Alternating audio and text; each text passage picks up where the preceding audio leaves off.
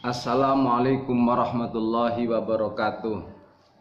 Bismillahirrahmanirrahim. Ibu bapak sekalian, seperti yang kita ketahui bersama, terutama di media sosial, sebagian dewan ada yang menginginkan adanya RUU HIP atau rancangan Undang-Undang Haluan Ideologi Pancasila HIP. Dalam kesempatan yang baik ini, Ibu Bapak, ada satu dua hal yang perlu kita segarkan kembali lah begitu.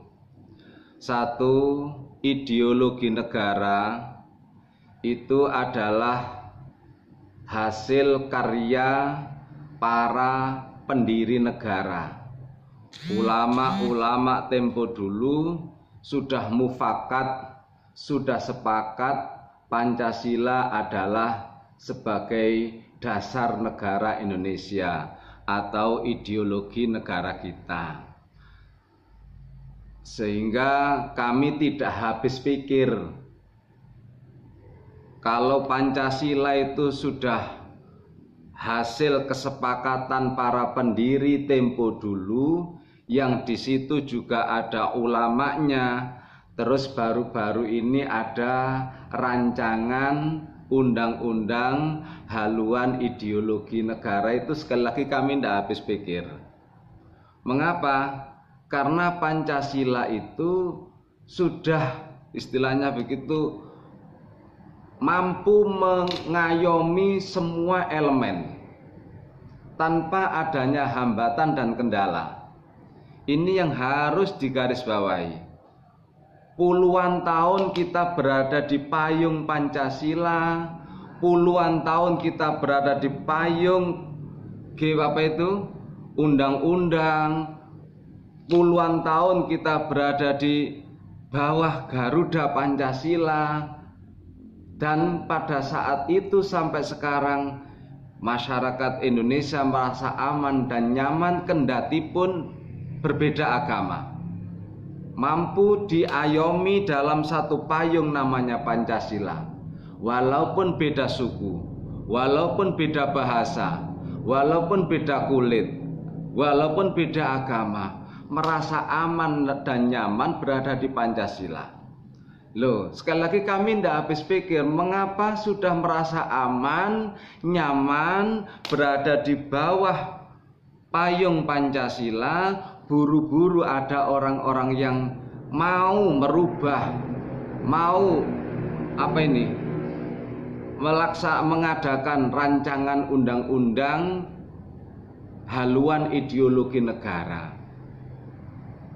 Yang kedua yang kami tidak habis pikir, yang kedua, di saat pandemi, di saat kita ini sedang paceklik, saya katakan paceklik ini, pandemi COVID-19 ini sebetulnya titik fokusnya bukan seperti itu. Titik fokusnya adalah bagaimana memulihkan kembali sistem perekonomian Indonesia, memulihkan kembali sistem pendidikan Indonesia, yang sekarang anak-anak di rumah tidak bisa menikmati KBM sebagaimana biasa. Ada alternatif at home school, tapi itu pun hanya 25% yang efektif, sementara yang 75% tidak efektif. Lah, PR seperti itulah sebetulnya yang harus diselesaikan, dirapatkan, dirundingkan dan ditetapkan. Bukan ideologi negara yang pada saat itu dan sampai sekarang orang merasa aman dan nyaman. Ini yang sekali lagi tak habis pikir. Sekali lagi saya ulangi, mengapa Pancasila yang sudah mafhum, istilahnya sudah disepakati oleh ulama tempo dulu dan sampai sekarang aman dan nyaman, ada istilahnya rancangan undang-undang haluan ideologi Pancasila. Sekali lagi, padahal saat ini PR-nya itu bukan itu. PR-nya adalah menyelesaikan, memulihkan perekonomian, memulihkan stabilitas pendidikan yang sekarang carut marut, dan lain sebagainya, dan lain sebagainya. PR-PR itulah sebetulnya yang harus diselesaikan, dijawab, dan disebarkan. Bukan seperti itu, hadirin. Yang kedua, kami tidak habis pikir, Pancasila itu sudah istilahnya gitu sesuai dengan ajaran-ajaran agama Islam khususnya.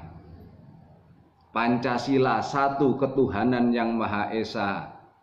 Literaturnya Al-Quran, Qul huwallahu ahad, nyambung. Sampai sila kelima, keadilan sosial bagi rakyat Indonesia. Sampai nyambung lima sila ini atau Pancasila ini dari Al-Quran. Ini menunjukkan bahwasanya Pancasila adalah satu arah, sejalan dengan syariat agama Islam. Persatuan Indonesia, Al-Quran ada, wa'tasimu bihablillahi jami'an wa la tafarraqu wadhkuru nikmatallahi 'alaikum idh kuntum a'da'an fa'alafa baina qulubikum fa asbahtum bi ni'matihi ikhwana wa kuntum ala syafa hufratin minan nari fa anqadhakum minha. Ternyata nyambung apa yang ada di isi Pancasila itu dengan kitabullah Al-Quran. I'dilu huwa aqrabulit taqwa dan lain sebagainya. Itu menunjukkan bahwasanya Pancasila itu harus kita pegangi sebagai umat manusia, apapun agamanya, dimanapun kalian berada, apapun ras dan suku dan bahasa, karena ini adalah the miracle of Pancasila. Kendatipun kalian beda agama, kendatipun kalian beda suku, kendatipun kalian beda bahasa, beda budaya, namun mampu dipayungi dalam satu payung yang namanya Pancasila. Saya khawatir nanti ketika ada revisi-revisi ternyata justru carut marut. Dan itu berpotensi besar. Sehingga kalau kita lihat di medsos, alhamdulillah NU, Muhammadiyah, MUI, ormas-ormas Islam, NU, Muhammadiyah sudah teken pati untuk tetap bersikukuh adanya Pancasila tanpa adanya RUU HIP seperti yang akan direncanakan itu. Mengapa Muhammadiyah, NU kokoh terhadap Pancasila? Karena beliau-beliau merasakan manisnya Pancasila, merasakan nikmatnya Pancasila. Kendatipun kita berada di multikultural, multi bahasa, multi agama, tapi mampu dipayungi dengan satu payung yang namanya Pancasila. Kita khawatir, NU khawatir, Muhammadiyah khawatir, ada rancangan dan lain sebagainya dikurangi, ditambah, justru akan mempersempit gerak lingkup Pancasila itu sendiri.